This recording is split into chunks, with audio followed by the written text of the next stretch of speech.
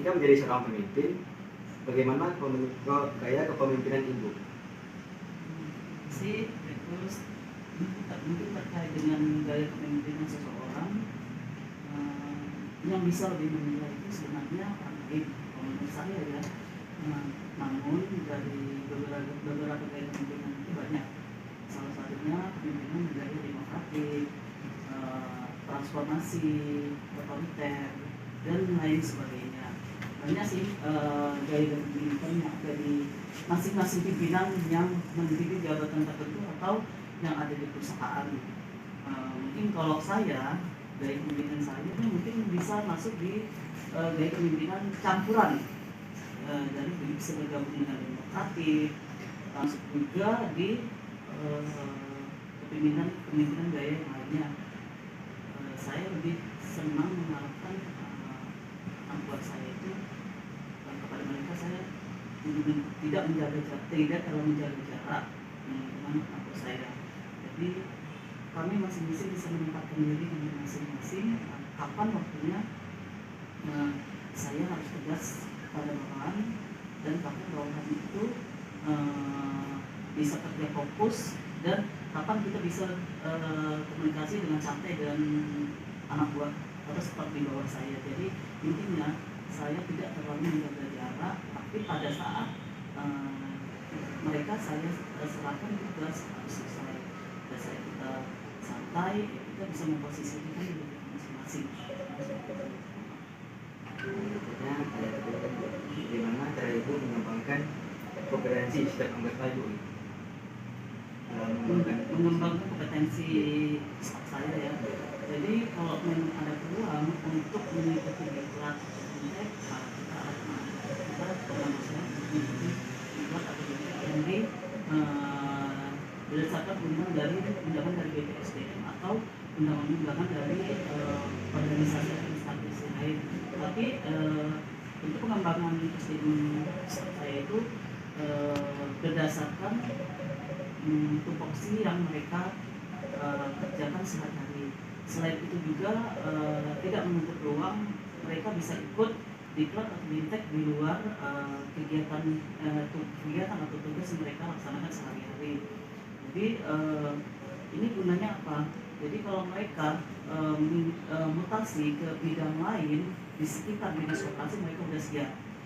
Selain itu juga saya membiasakan mereka untuk menghadiri kegiatan-kegiatan mewakili pimpinan atau saya. Kita banyak kegiatan yang bentrok, mungkin kita harus membagi tugas. Jadi kita persiapkan untuk belajar bagaimana menghadiri suatu kegiatan dan mereka mengikuti sudah siap.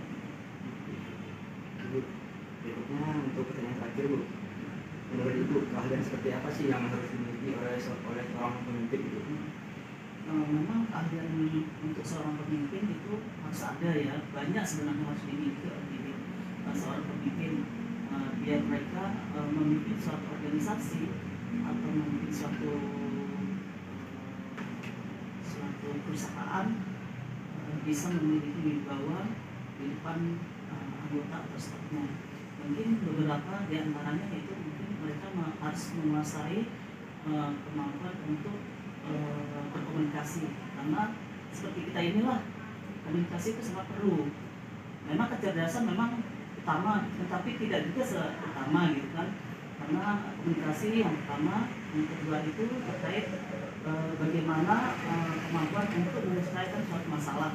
Karena kalau kita kerja kan banyak masalah nih harus kita selesaikan. Selain itu juga kemampuan untuk mengambil keputusan. Kalau kita susah untuk mengambil keputusan, memang seorang pemimpin harus mengambil keputusan memilih A atau B gitu kan. Tidak bisa, mungkin kalau tidak bisa juga semuanya diambil sebagai bahan keputusan. Selain itu yang paling utama sekali, seorang pemimpin itu harus punya kemampuan empati. Kalau dia tidak mempunyai kemampuan empati atau selain itu jujur ya, kalau dia tidak memiliki kemampuan itu, mungkin dengan anak buahnya atau dengan siapapun dia akan arogan.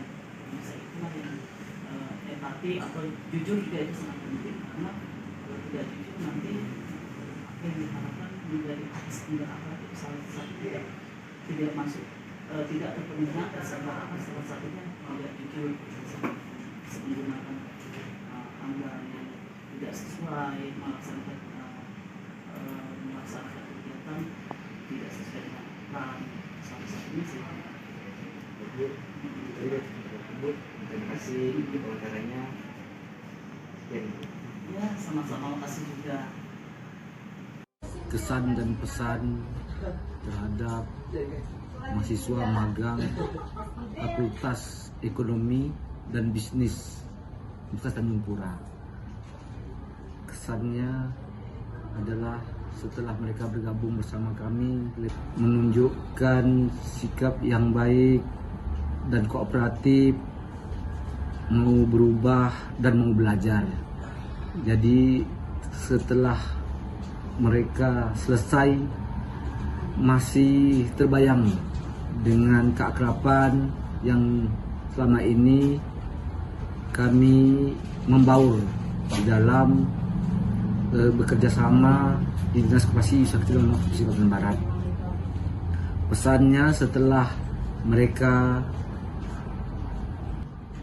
dapat menerapkan pola kerja yang selama ini didapat di Dinas Koperasi dapat diaplikasikan di tempat belajar maupun di pengalaman yang akan datang. Terima kasih.